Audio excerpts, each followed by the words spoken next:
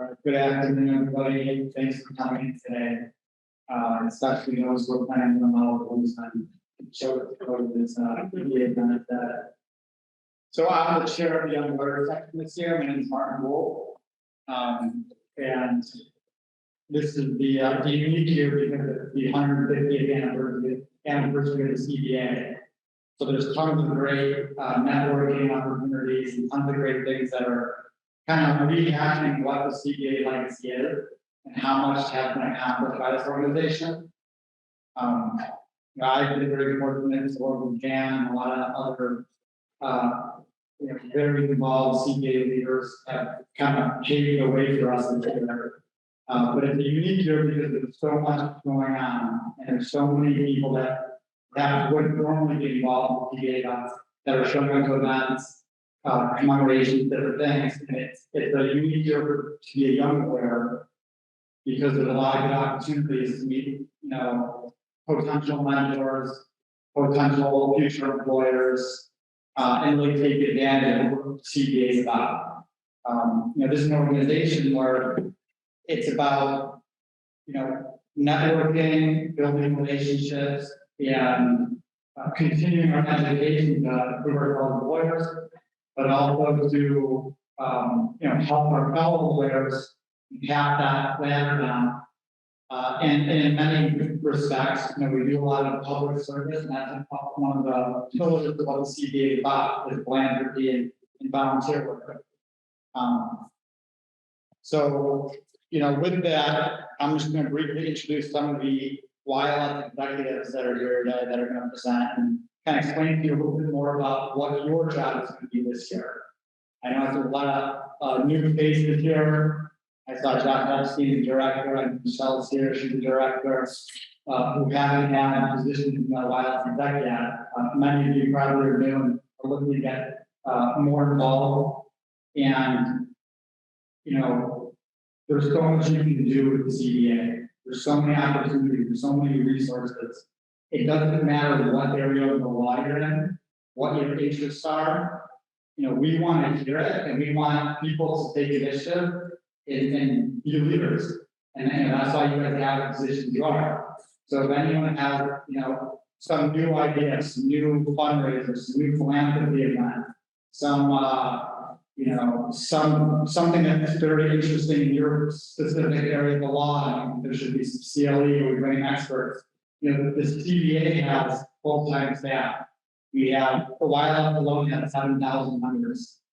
This is an organization that if you're looking to meet somebody, to get an introduction to somebody, reach out to us and we can try and help make that happen and talk to our big board members. And we ultimately want to do everything we can to maximize your experience and then give you the tools to help the people that are within your communities and within your circle do the same thing and really get maximum value from the CBA. That's something that you always got to be thinking about is what do you want from the CBA, and then what can you do to help us achieve that goal or meet your expectations. So with that said, I'm sorry. For those that stand out, we like to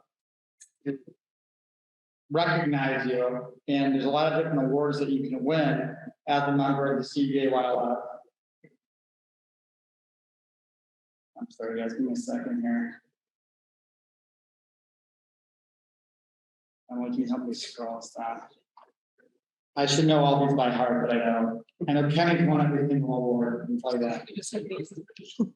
He should be presenting this subject. That's way later. Oh, it's way later. Okay, Yeah. I guess I'm not talking to the board anyway. All right, so with that, I'm going to introduce you to Emily. She's the CBA YLS director. She's our LeBron James, our Navy SEAL, who basically runs everything. Kind of gives me note cards to read and these now.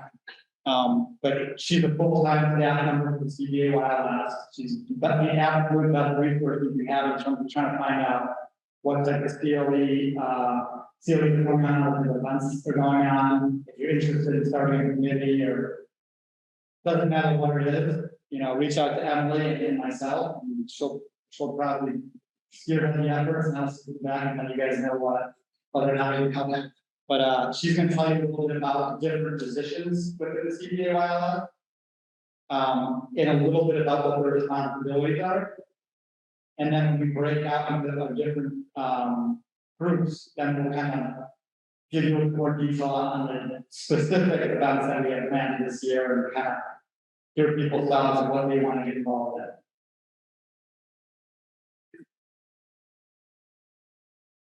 You will be getting a lot of emails from me this year, so just don't block me. Don't let it go to spam. So the YLS is More important, yeah, the latter is more important. Make sure it is not in spam folders. Or ask your person to unblock the CBA spam.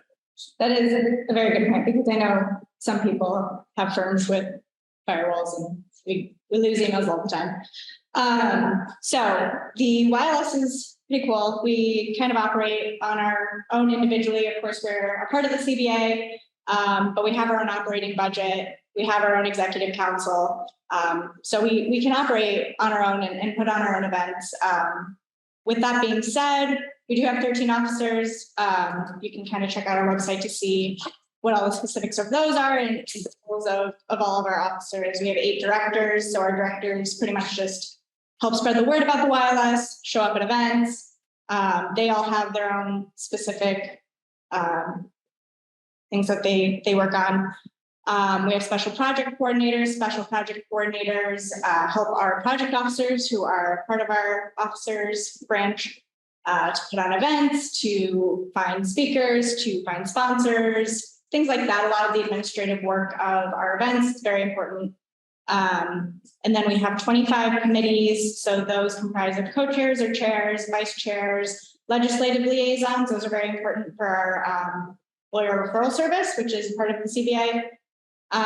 And then the staff. So the main CBA YLS staff member is me. We also have Rena over in the CLE department. She does a lot of our YLS committee work. So you'll be hearing from her. You'll be hearing from Veronica Cheney, also in our CBA CLE department. So just be on the lookout for all of our emails and needs because we'll be asking things of you sometimes and just need you to show up. We're gonna work you to the bone. Not necessarily. That's not the goal. But yeah, the CBA and the YLS intersect in a lot of ways. So like Marty said earlier, there's going to be a lot of YLS committees that also have a CBA counterpart. And, getting in touch with those committees is a really good idea if you want to work on, a committee meeting together or a seminar together, getting ideas for speakers. It's really good to just reach out to those points of contact. Again, reaching out to me is probably your best option. But always happy to get you in contact with big bar committee members, things like that.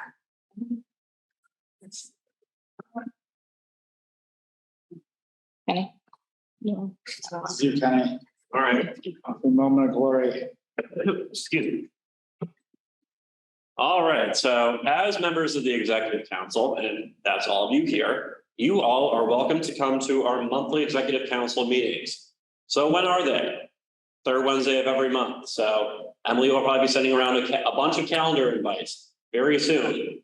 They will all be blocked off. They will sometimes be in person. They'll most likely be over Zoom. We found that there's been a lot of attendance, a lot of productivity that happens over Zoom per se, certain business meetings. And we know that it can be a bit of a pain or more difficult to get to the CBA building, say during lunchtime.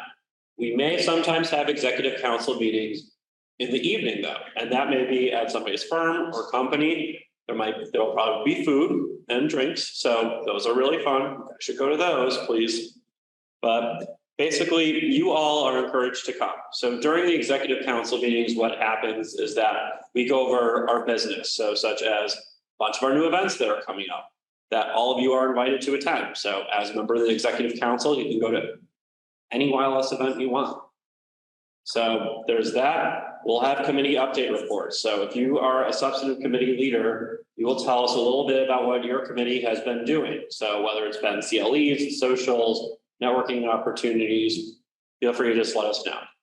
We always also have at the end an open portion where if people have ideas or want to talk about things, that is more than welcome. There's a lot of us that are higher up now in the YLS that started off by asking good questions. Sometimes as simple as the budget, sometimes as about operations. And another thing too is we vote on projects. So a lot of times you may have the SPCs or whoever within the YLS has an idea for a project. They will submit a project proposal form. That will come with your monthly agenda. And that will just be something where we'll do a simple yay or nay vote during our executive council meetings. So usually, like, as long as you come ready to explain it, and as long as you don't say maybe propose spending an absurd amount of money, you'll probably be pretty fine. So, onwards. So, important things to note is that as an executive council member, you do represent not only the YLS, but the big bar, as we call the CBA as a whole, as Emily mentioned earlier. So, important media policies. If somebody does ask you for your opinion as a CBA or YLS member, this may happen, but I haven't seen it in several years, but who knows? I mean, anything can happen. Obviously, you're just no comment. You'd have to talk to Marty first and Emily, email both of them if you get some sort of media outreach request, and then we'll help you come up with a strategy. And say, for example, obviously, this is the same thing where if you are at a firm and with probably your firm's letterhead policy, like you, again, ask to use that, like, don't go put the YLS letterhead on something like, I'm disputing my rent, and I'm going to fight my landlord because I'm a lawyer, and that will scare people. Don't do that. That's not cool. All right. Go ahead, Marty. Yeah, Kenny should have done this one because he won all these awards. I didn't win any of them, but No, you won the project. So the CBA YLS, the long history of awesomeness. You know, we go every year. We go to the ABA convention. We win like we win like the best event, best philanthropy, like time and time again. We have a lot of very active members. A lot of other cities now. We have 7,000 YLS members in this lot. We're the third biggest city in the country. So our resources are pretty tremendous, and because of that, we put on pretty great events and fundraising and things like that. And then we had a big recognized by the ABA. At some point, you guys will have the opportunity to develop some of that. It's another great way to network. I know people have gotten into business through all these types of relationships. For those that are doing really anything working in the public sector, that's an important part of what we're required to do in practices. So, you know, it's another good opportunity to meet people. But on to the awards. These are the CBA awards, where we recognize people for their leadership and so forth. The first one, the Liberty Bell Award, it's given to a deserving non-lawyer during law league who has done an exceptional job helping serve our community and bettering the role of the legal community. So I don't know if you mentioned it yet, but the CBA does a lot of stuff with non-lawyer organizations. So we had the CBA Legal Fair like 2 months ago. And there was 20 nonprofits that attended. You know, every type of nonprofit you can think of. But there's primarily non-lawyers, and then they were working with a lot of CBA lawyers for various types of pro bono projects. But we give an award for people that are non-lawyers who contribute to certain community and make a certain better. Then we have the David Dillard Award. It's recognizing outstanding committee chair member. That could be any of the committee chairs. Right here, sitting here. I don't know what's going on. You can scroll us from down.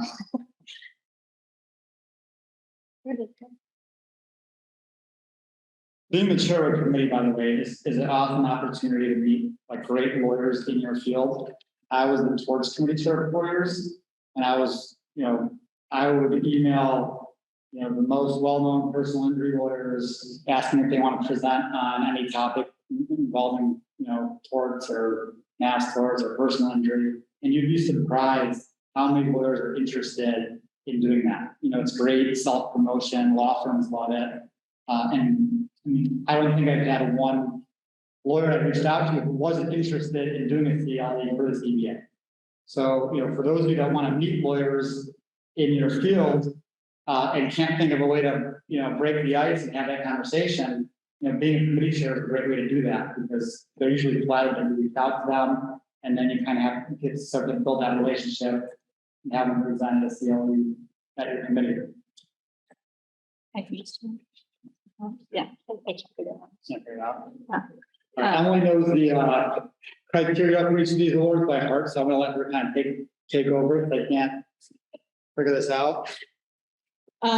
Yeah, so the David C. Hilliard Award, that's given to outstanding committee service. Last year it was given to the committee chairs for the public outreach serving our seniors committee. The Milton H. Gray Award goes for outstanding project service. So that went to one of our project officers, Brittany Kaplan.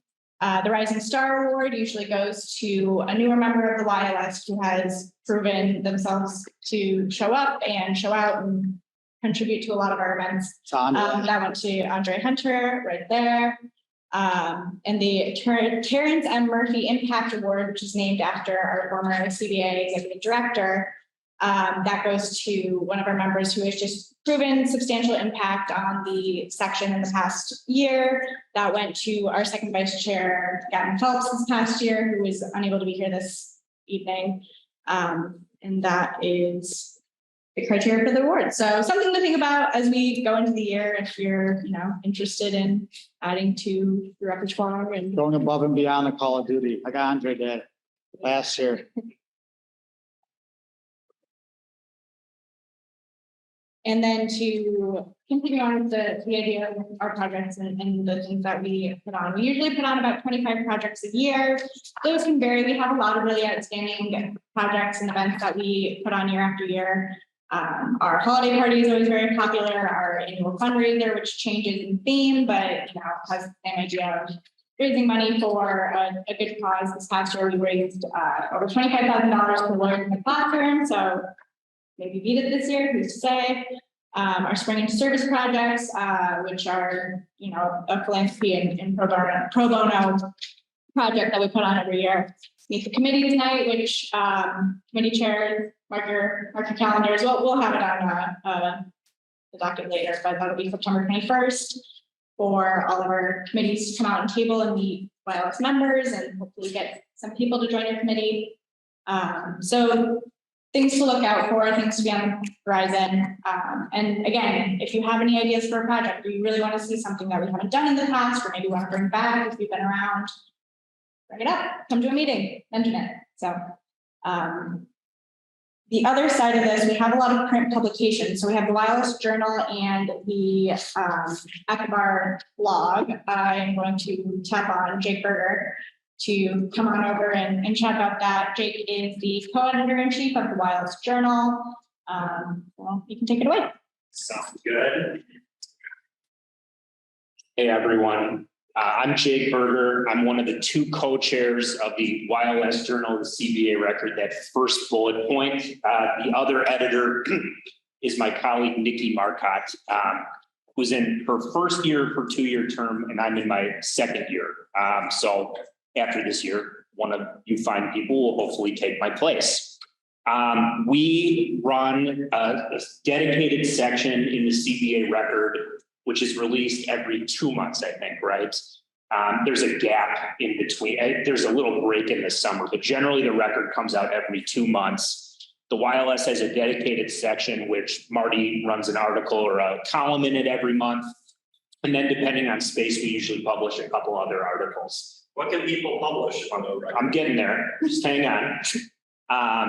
The first article, type of article that we like a lot is practical articles. So if you're a transactional lawyer, maybe something that you deal with regularly in your practice that's challenging, sort of pointers for people in the field that may be helpful. Same thing with litigation. Maybe it's how to defend a deposition, how to take a deposition, how to make an effective presentation at trial.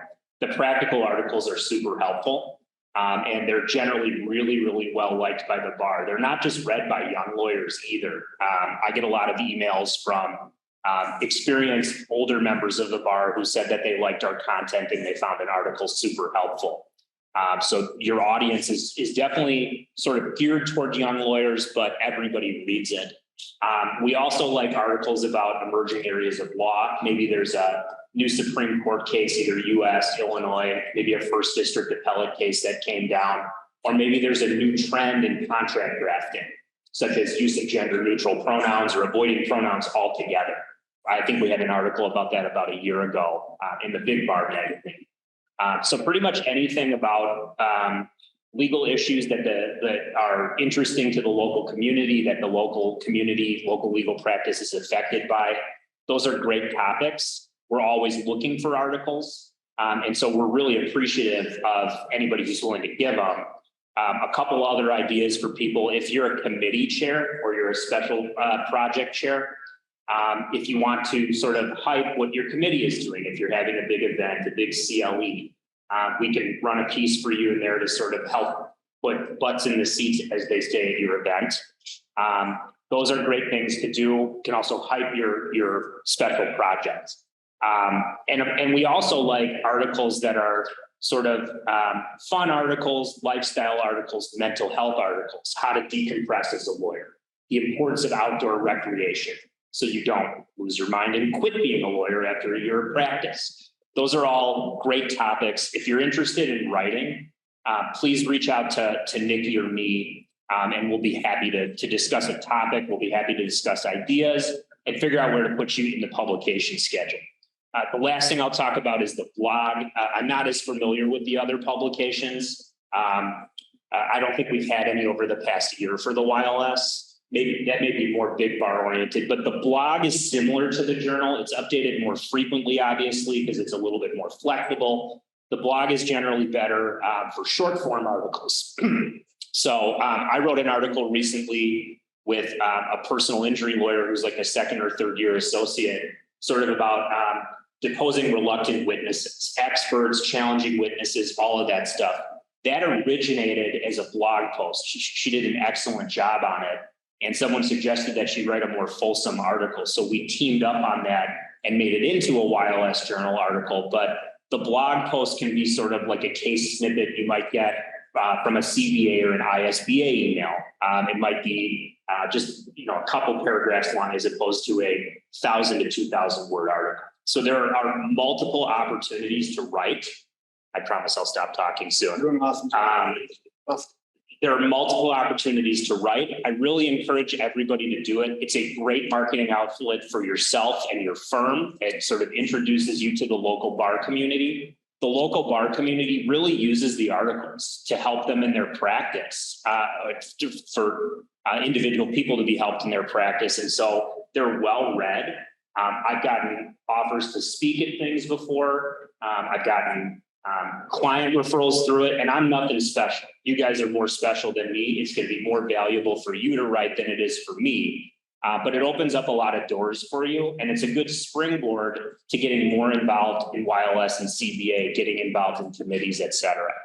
So I strongly encourage everyone to write. It's a little bit of a pain in the ass, but if anybody was on a journal in law school, this is the fun version of a journal. It's not as involved, and we will not make your life miserable. So that's my pitch. Get involved in writing. That's a great way to start and see where it takes you from there.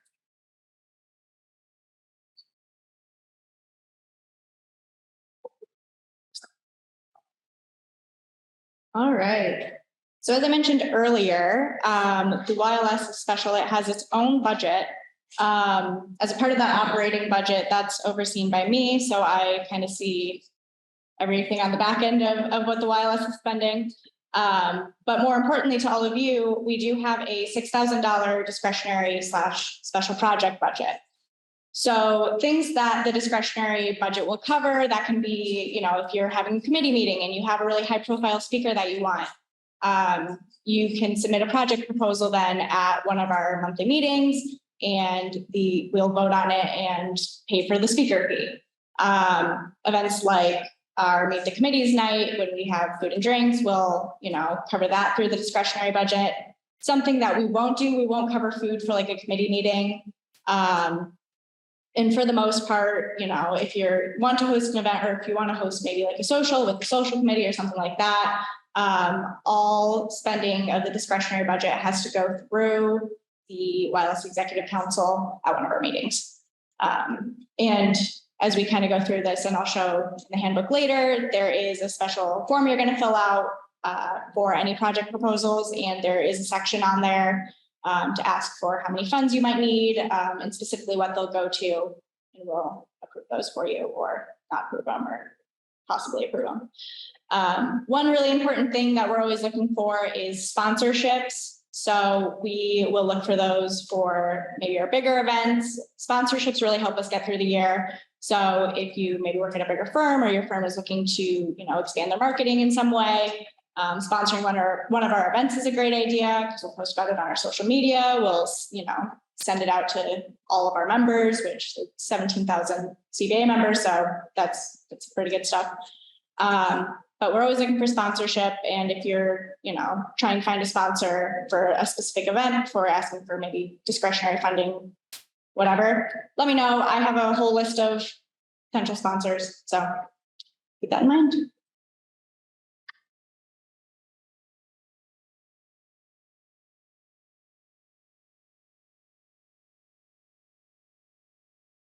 General expectations.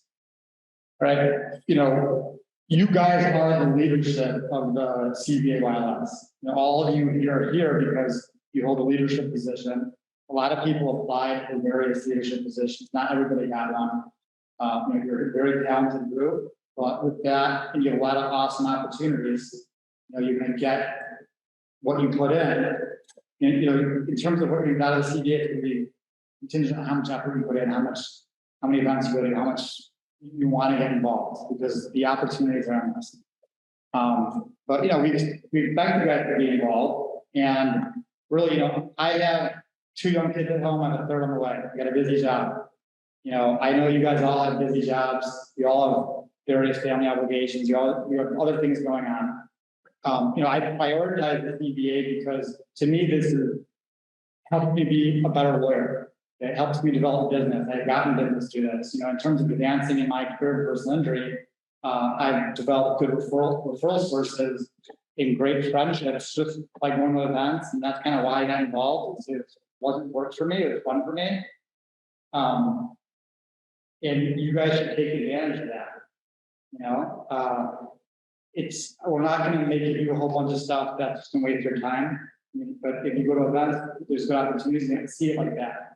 Like this, you're here for a reason. You wouldn't have applied for the positions you had unless you saw potential here in terms of developing whatever it is, becoming a better lawyer, CLEs, all that stuff. So take advantage of it, be involved. We will help you any way we can. I may call you guys to help me on stuff.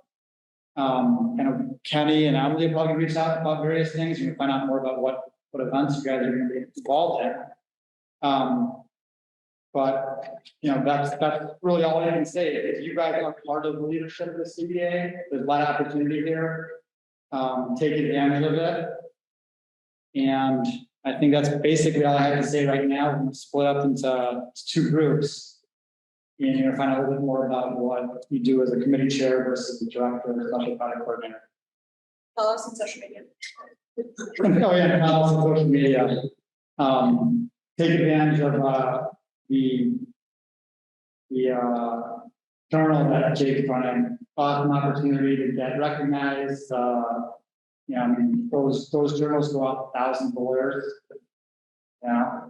We are on pretty much almost all major social media platforms, apart from TikTok. I don't have one. I don't get it. So if somebody wants, somebody gets TikTok and wants to help with that, like, sure, why not?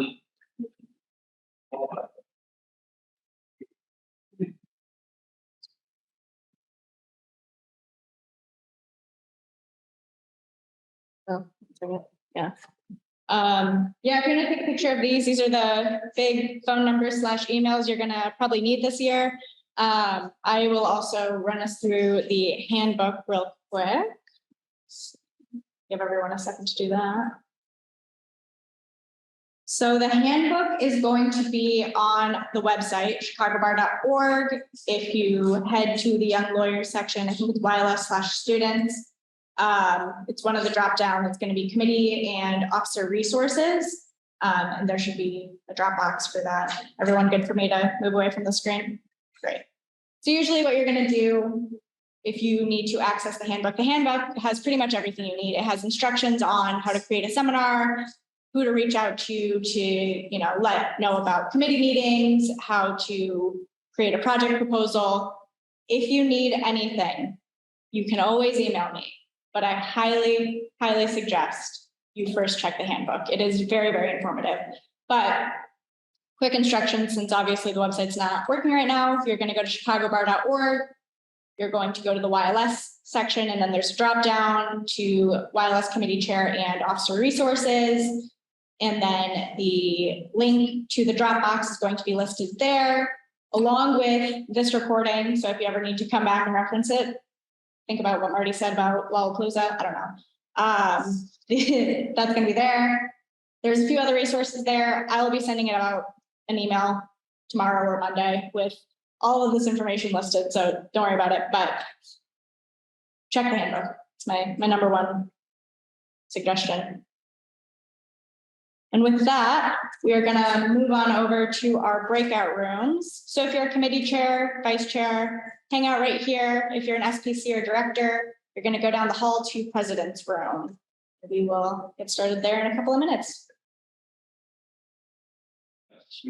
So Mike and I will just first talk about director roles. I don't know, Stephanie, if you want to come up here because you've been doing this for SPC maybe, or Yeah, who's? Okay, yeah, we'll do that. Yeah, that's fine. You want me to just do the first three and then you take the next three? Okay. So You're doing a great job, Steve. Go on. just do it on the spot right here. I had no idea. Yeah. My apologies, everyone. Okay. Got it. So let's go to two ways. So first, ambassador, lead events, share events on social media, create social media campaigns, and recruit and promote retention of young lawyers. Like I said, we really are the backbone of what propels the projects in this organization. So it's really going to be incumbent upon us throughout the year, if we have a project going forward, that we post that on every social media outlet that we got. Facebook, Instagram. I'm a huge LinkedIn fan, and I think that a lot of people find out about our events through LinkedIn. So if you're not active on LinkedIn yet, I suggest you guys really try to update your profile, start connecting with people in CBA. I'll even connect with, people I've never even met in CBA, but just because CBA is on my profile, they know, hey, we should be connected. Number 2B, law school liaison.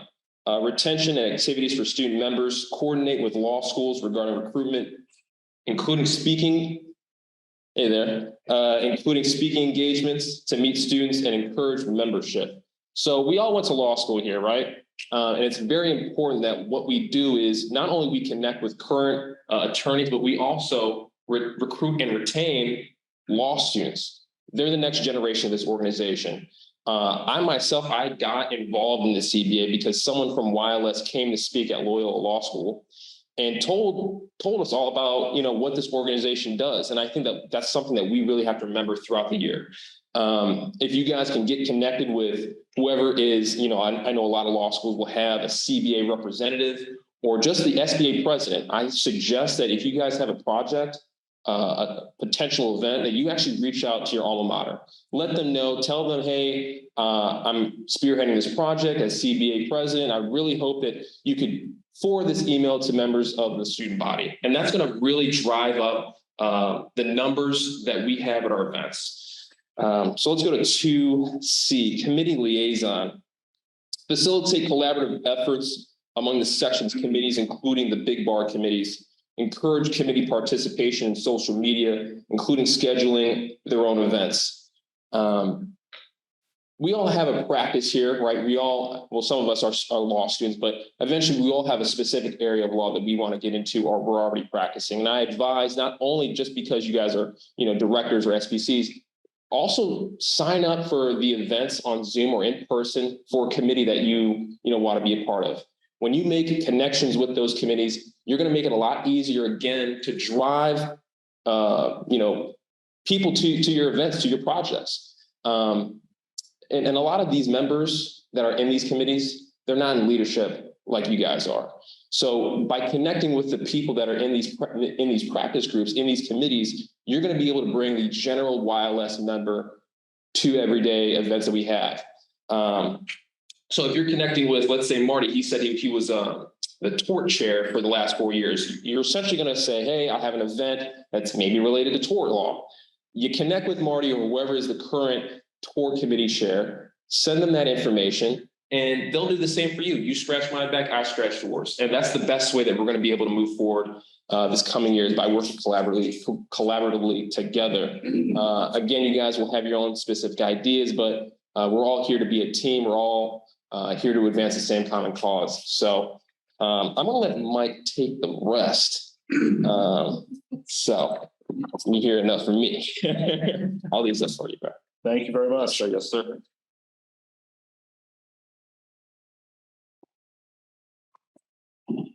Oh, yeah, sorry. A little tall there, yeah. Okay, so there's a couple other roles for directors. I'll talk through them. I'll give you some advice that I've had, or just my experience being a director. And then maybe if we have a minute or two, you guys can ask questions, whatever. It's supposed to be a conversation, and we're not, just reading stuff to you. So, so we talked about the ambassador role of a director, the law school liaison director, being a committee liaison. The other three roles are the law journal / blog liaison. This sounds exactly like what it is. So this is where you heard Jay talk about some of the periodicals that we have, both the blog and the journal and the record. And there's a number of areas that anyone can publish in. And it's a really good way to get a person's name out there. And there's marketing benefits and all that stuff. But really the role of the director is to facilitate that. That could mean writing an article on your own. It could mean co-authoring an article with someone. It could mean simply putting somebody at your firm or at your work or that in touch with the right people to get whatever thing is going to be published. So that's the law journal blog liaison role. Then there is the RJC and DICE focus for a director. That's the Racial Justice Coalition and the Diversity and Inclusion Initiative. This is something that Kenny Matuszewski, who was also the very tall gentleman in the other room, you guys might have heard. I've worked with him on the RJC aspect of things in the past, and we did a joint resolution with the ABA to end no-knock warrants. It was incredibly rewarding and also very fun, and really important work too, that the RJC and DICE initiatives are tasked with. The other thing that's nice about those two is they're not so lawyerly all the time, right? Like sometimes if you're writing an article about how to defend a deposition, or you're going to a torts committee meeting or something, it can kind of be all lawyer stuff all the time. RJC and DICE give you an opportunity to kind of branch out a little bit more, which some folks really like. And then there's sort of the last sort of role of a director, which is sort of the catch-all director, right? And this is just trying to do whatever sort of ad hoc things come up or may come up that you'll hear from other directors or Marty or committee chairs, et cetera. You'll be hearing from me quite a bit in the coming months about moot court. And the idea of the director role is to be more of like a wide angle lens, or, you could pick whatever metaphor or analogy you want, but we sort of have a wider angle lens and kind of see how everything works together, as opposed to the committees that are typically focused on one particular area of law or one industry, or project coordinators who are focused on one particular project. The director role is specific to, and it's specifically designed to be broader and a little more open-ended. Does anyone have any questions, or what the hell is a director, or what are we doing? I'm like be assigned to what position I am, Mr. Chair. That's a great question for Marty. That's a really good question. So typically in the past, looking at Emily now, in the past, it's sort of been at the pleasure of the chair. And there's an effort to fit people into a role that makes sense for them, and that they would like. And typically that's how it works. I assume that's what Marty will do as well. Yeah. You could tell I have not been assigned my role yet. But that's a really good question, and that is the answer. I could also just add to that as well. So when Dan was chair last year, he really did try to figure out, okay, what is this person's strengths? And I think for me, I've always just been a talker. I've always been on social media, and he tasked me from the beginning of the year, hey, I need you to go out there and quite frankly, shake hands and kiss babies, right? You gotta draw people in, you gotta be a part of recruitment and retaining members of this organization. And if that's the person that you are, then you gotta step up and do what you can do best. If you're the type of person who's like, okay, I can plan, I can organize, I know how to set dates and make events come to fruition, then that's your role and you gotta own it, because we need people like you. Because at the end of the day, like I said, this organization will not run unless we are the ones running and pushing the events forward. So whatever your strength may be, just ask yourself, hey, this is what I can do. I can be an ambassador. I can promote social media. I can be a committee liaison. I have specific practice area interests that I can share.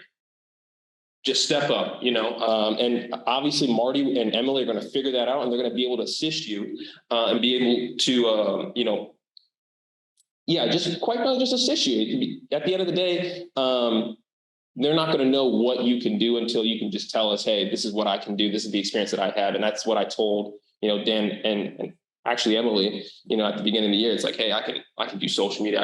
I can network. So yeah, I'll let this guy take it back over. I just wanted to add that, So that's very helpful. That was very helpful. And I think that's really it. I will say one thing, and that is on the law school side, if anyone has any law student or law school related stuff, I'm happy to be the person to help with that. I do a lot of work with my alma mater, which is the University of Illinois. But there's also lots of other events happening with obviously many, many, many other law schools. But I'm happy to raise my hand for that.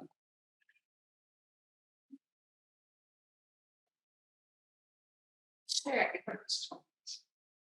So for those of you who are not directors in the room, that means that you are a SPC, which means that you are here to help me and Alex complete this incredibly long list of events that start in like 8 days.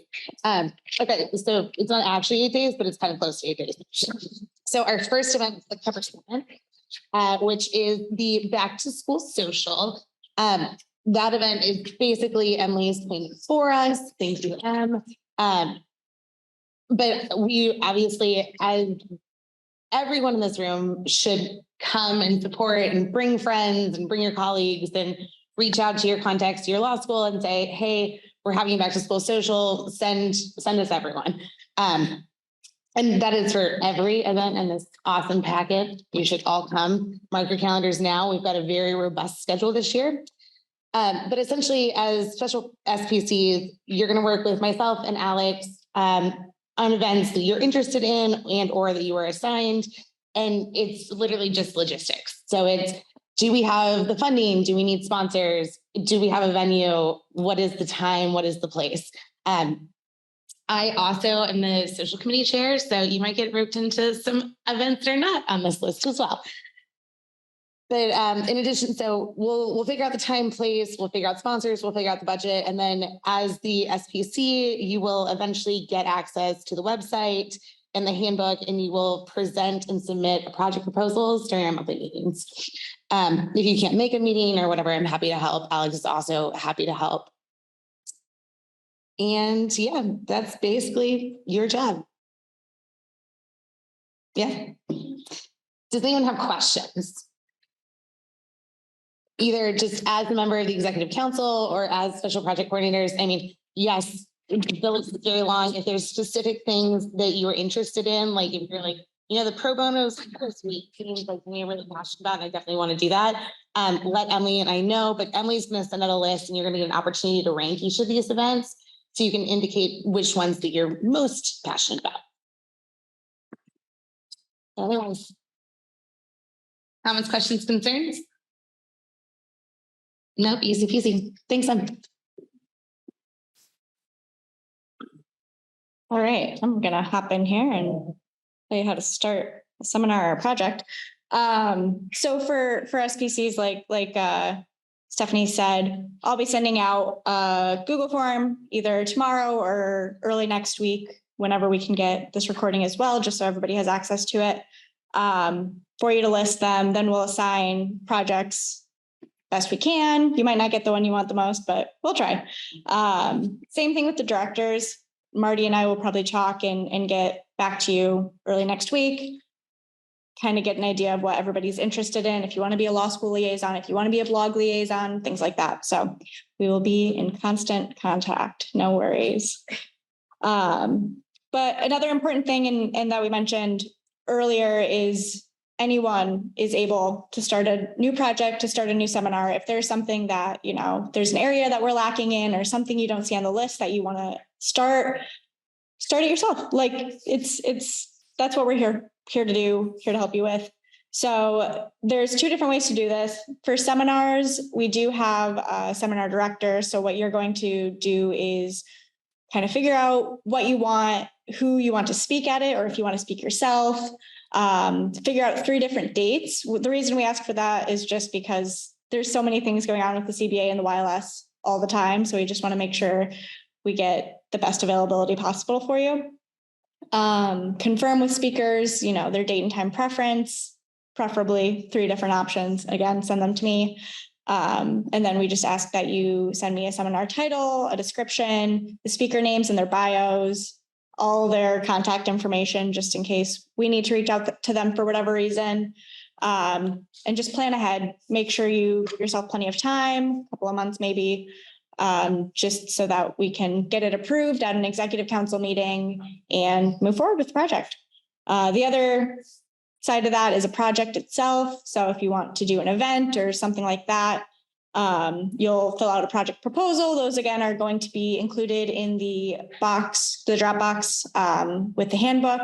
So you'll fill that out, submit it to me prior to the executive council meeting. Try and get those done as early as possible, because, they take time to plan and you need to get them approved for funding. So if you want to, get decorations, if we're having a social, or put a deposit down at a venue for a bar or something, just plan ahead, make sure you give yourself plenty of time, and be in constant communication with me about dates, times, speakers, et cetera, et cetera. And then on the last page, under number 6, you're going to see all of our chair projects for the year. Everybody look over these. I know there's a lot, but we do have a few coming up in September. So like Stephanie said, September 7th is going to be our back to school bash. So if we could get as many of you there as possible, that would be great. September 14th is our all bar social. So that's a very, very popular event. Tickets will sell out. Tickets are going on sale very soon. So just be prepared for that email from me, because I will be emailing you first before it goes out to everyone else. But just so you know, it's a very popular event, but we will need SPCs for that as well.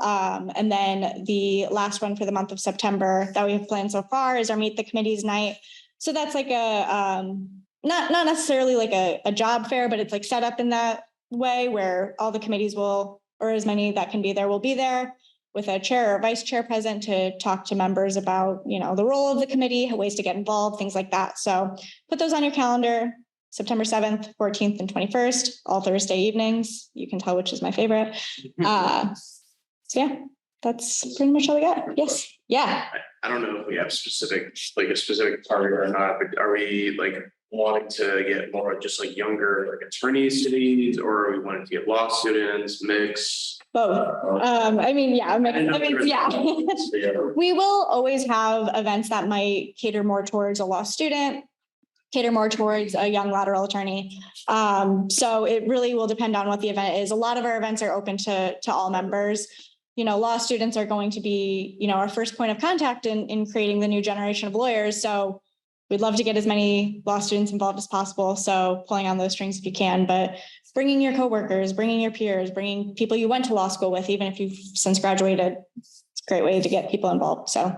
And I'll say the all bar social tends to run older. Yeah. So For events involving law students, they have to be CBA members. it depends. So some of them are going to be, you know, us trying to get more members. So inviting law students who might not be members that we offer for free. And some of them might be for CBA members exclusively. It's going to depend on the event. We try to keep them as open as possible to CBA law student members and really just law students generally. Usually we try to, you know, recruit members at the events. So it's going to depend on the event. I'll just say, I think the CBA law school dues are like 20. They are $12 a year. They are $12 a year. So sometimes if we are doing like a law student membership event, we will have it be free for CBA law student members and $12 for CBA non-law student members. So then, you know, CBA non-member law students, you know, feel the incentive to become a member and join us year after year. So. Yeah, correct me if I'm wrong, but I think there's some law schools here in Chicago where you actually get your membership for free if you're a law student. There are. Loyola, we had it. I believe Loyola is the only one that comps students completely, but there are, I think, yeah, the full $12. Yeah. We definitely pay for it. Yeah, it's somewhere. It's somewhere. Yeah. I've seen it. But I believe other schools might do a discount, so maybe half off, you know, things like that, but it's so worth it for law students. All right, so what are the YLS committees? There's some area practice committee, volunteer pro bono committee, activities committees. You guys are the foundation of the YLS. You know, most of our members are part of some type of committee. That's how you got involved in the first place. Whether it's towards tax law, family law, there's like over 20 committees that we have. You guys meet once a month. Ends up being 5 times per year. Oh, I'm sorry, once every other month. Ends up being 5 times per year. And then each YLS committee meeting that you have, you put on the CLA. All right, if you could even present yourself if you want. I mean, I co-presented with a partner at my firm when I was YLS chair of the boards committee. It doesn't always have to be CLA. Yes, so it could be a networking thing if you want. Yeah. So you can have some type of event, you're right. Take that. Each committee meeting that you have to have some type of event. I've always been CLEs and I did them. I was always learning during them. I bring people in and I thought it was a good way to learn about my practice area as a young lawyer. And then networking, you know, I was just telling a story.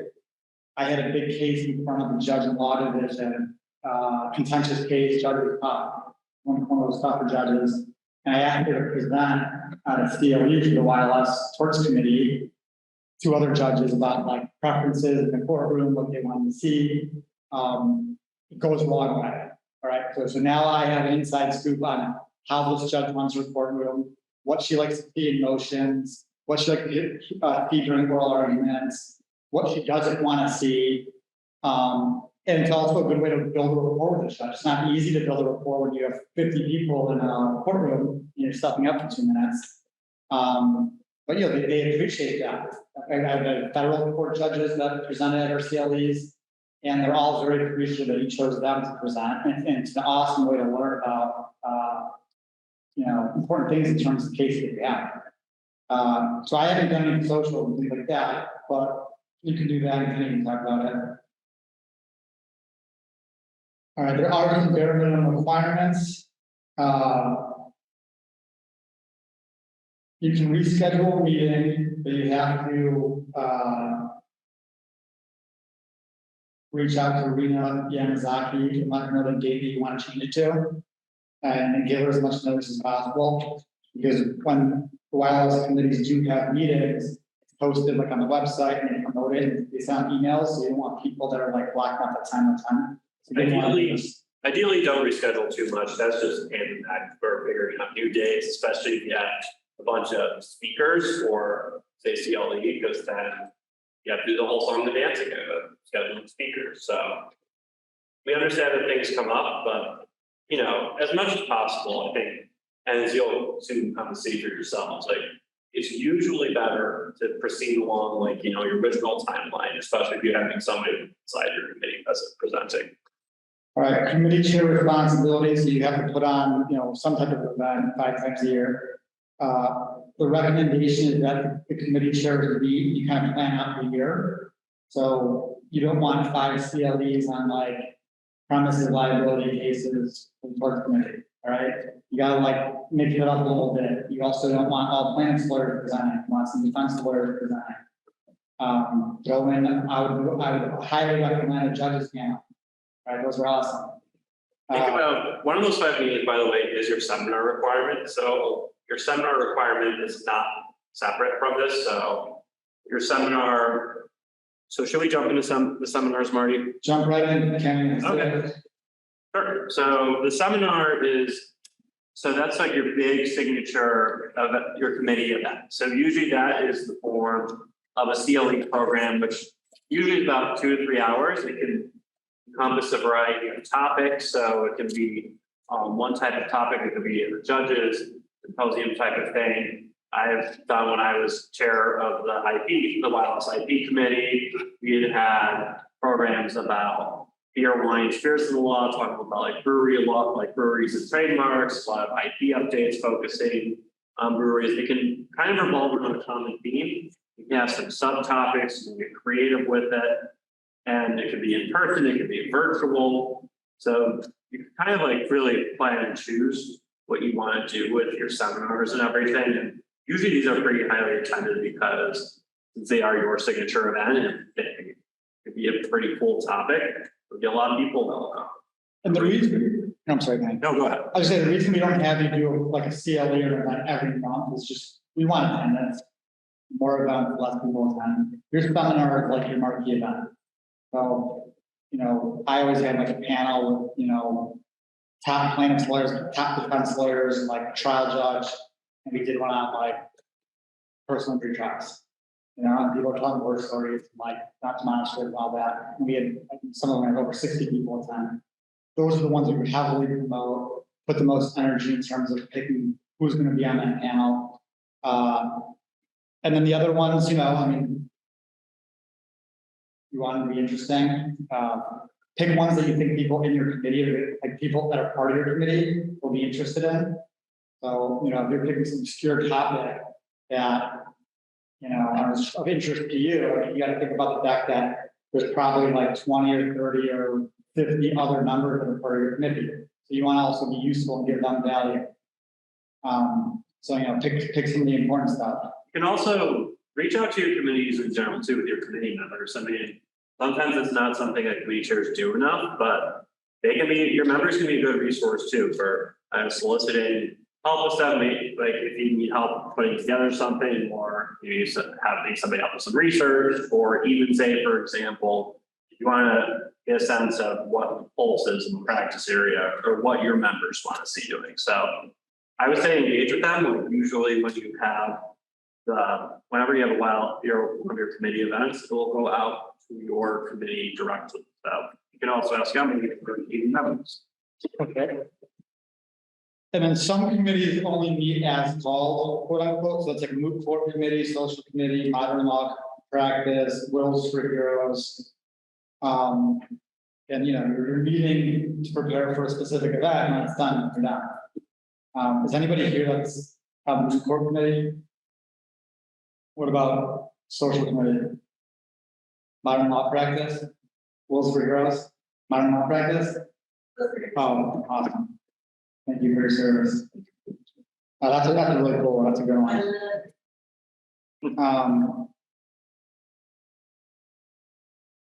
Rena Yamazaki is like the go-to person for scheduling stuff. And I'll just here to know all the commit like the CLEs that we put on are video recorded. So like usually the committee chair will moderate. I mean, and if it's just like one lawyer presenting, like you just do the introduction, you say, hey, this is John Smith, he's talking about, and he goes up there and presents.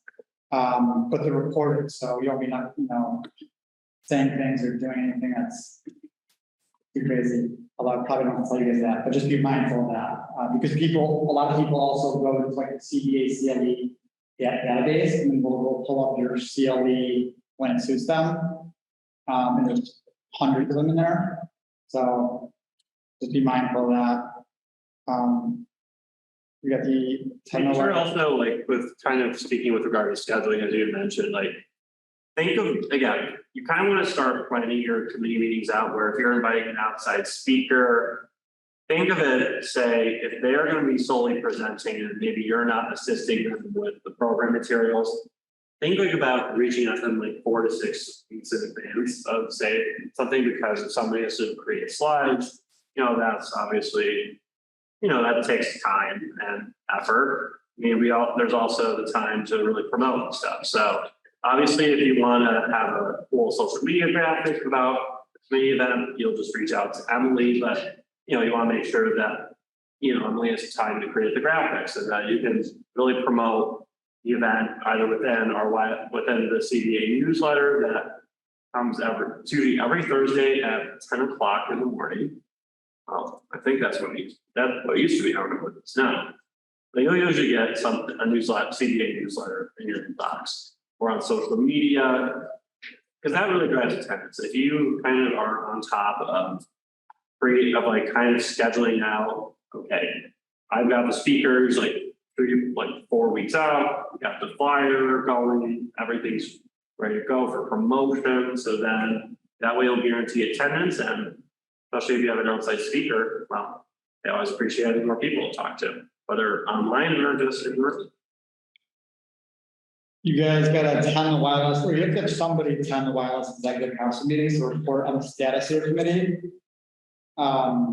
Maybe report dates are listed on the last page of the document you have. Yep. So it's twice a year that your committee will present. So generally, I would just think of, usually we'll have one officer reach out to the relevant committees for that month, usually about a week or two in advance, saying, hey, you're presenting, you can say, you just tell us, hey, I'll do it this month. I'll give the committee updates. But if no one from your committee can, just let the officers know, or whoever reached out to you in advance, and just indicate via writing, okay, here's what our plans are. So maybe we're planning on having a CLE, or here's our seminar topic, or if say it's in the back half of the year when your committee gives it an update for the second time, like, oh, we had our seminar and it went fantastic, stuff like that. So give us an update and then hype up the event you have. We'll catch them back. Yes. I've been serving for a year now as co-chair of all those committee. Okay. And I want to try and publicize that we're looking for volunteers. Crafters can be, you can practice in any area of law, but we also need experience in state planning doers. So do I go to the YLS committee? That'd be well, if you come to any of our executive council meetings, you can definitely bring that up at any time that, hey, we're looking for certain types of volunteers or volunteers in general. We'd be more than happy to do that. You can also talk to Emily to get some like a general email blast out to everybody, because that may also be helpful too. But yeah, I kind of think of like a good multi-tiered approach, I think will really help. Yeah. Reach out to Emily after this. I want her to connect you with the like a states and trust committee. There's gotta be like a states and trust committee. So you guys should be in close contact, and then we'll promote it on the emails, and maybe we'll move the big bar, but that's, helping the best is an important one. Yes. Okay, committee meetings, you can be in person, virtual, or hybrid. All right. And Dan's not here, is he? No. Oh, y'all need to make sure everyone's in person. Like, I know people are busy, all right? We all have busy jobs. Some of you have, it's not so easy to come downtown to like be there in person during lunchtime. It could be up 3 hours a your day. Some events are probably better to be in person, like your main seminar time. You have discretion, you know the people in your committee, you know your practice area, you know. If you want to do a Zoom CLE or the speakers that you deal with want to do a Zoom CLE, we've had awesome attendance, you know, with some of those as well. But we defer to you, and I'm not going to be a stickler saying you got to have every meeting in person. You know, I understand that there's people have other commitments and other responsibilities.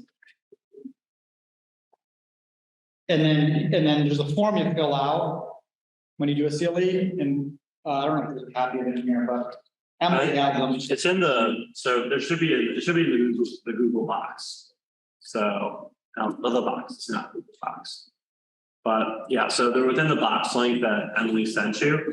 That's where the handbook is. That's where some sample forms are, such as the project request. It's very comprehensive. So the forms you gotta get filled out before a CLE or before an event really aren't that difficult. It's like permission, you have to put the CLE, you put the name of the CLE, who's presenting, you have to fill out some form, like how long it is, so that people can get MCLE credit. Yeah. And then another advantage is that like you guys get credit for every CLE. So it's, you know, you have to meet certain requirements anyway.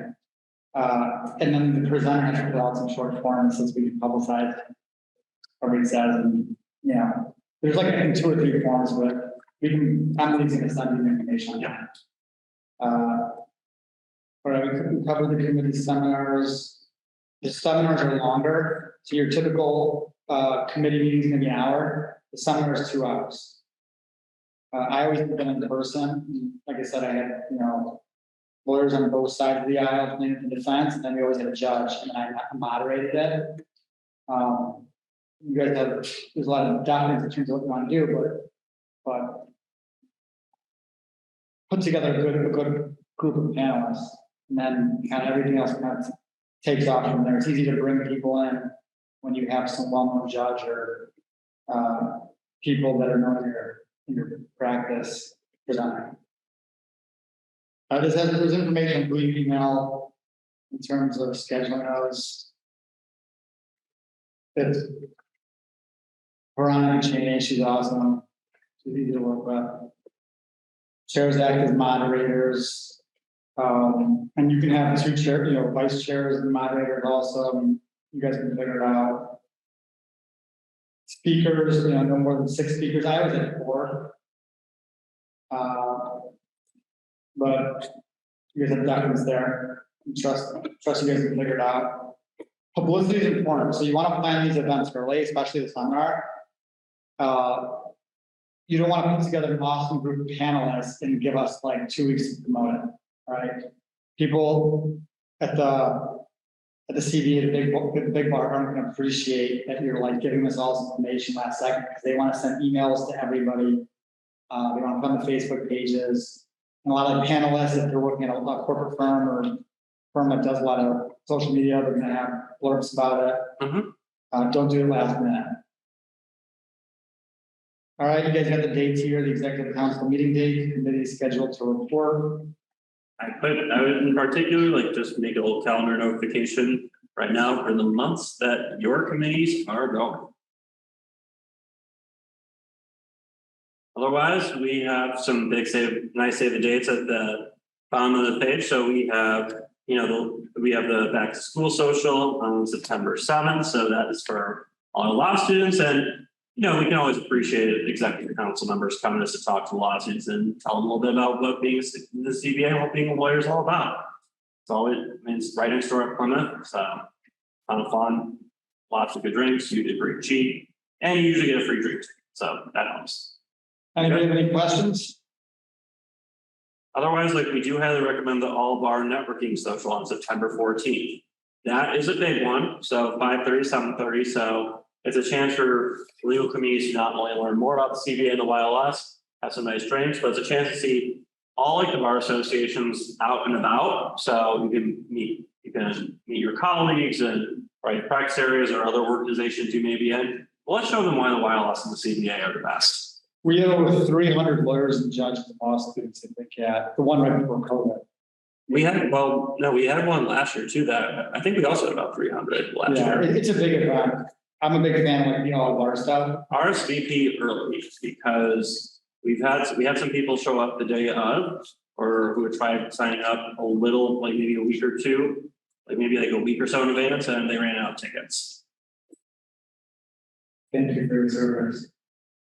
I got nothing else. I think you guys are probably free to go, but I gotta check in with Emily. Do you have any questions? Yes, well, you first. I think so for you guys, meeting, so just to confirm, all of them, they're all gonna be for CL. They don't have to be for CL credit. So like, for instance, like I'm. Uh-huh. So let's say we wanted the meeting to be like a second quarter at the full new real estate. Yeah, I love that. You should do that. Please do. I just wanted to confirm like something like that was okay or. Oh, yeah, you can get creative. It's your committee.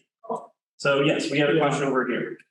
Actually, just have a comment. I've got a tax law firm that wants to do budget recommendations for like health, business law, and real estate, but that's her committee. I believe that committee. September, October. Awesome. That was good. Yes, Will we be connected with the other people in that committee? yes. You should have gotten like, you should have when you had your, you're welcome to the committee chair. You should have gotten your email contact. You should have had the other people's emails on them. If you haven't heard from them, take the lead yourself. Like set up an email chain, be like, hey, let's talk about our committee. Let's figure out a time to meet. Let's try to figure out a time to do it. I think sometimes like some people are a bit more active and Johnny on the spot with it. Sometimes you'll have to step up and be like, let's go ahead and plan out our year. And that's a good way for you to kind of like make yourself known and stand up. Yes. You run the committee, so like, I don't know your leadership style or how you want to get to know people or how you want to do it. There's a lot of, discretion there. But I don't even know. Okay. Okay, you should talk to Emily about that for the full roster. There should actually also be in the Google Docs list, like as well. There should be a listing of all the committees as well, and along with their contact information. So if you can't find it in the Google Docs, reach out to Emily and she'll be able to help you.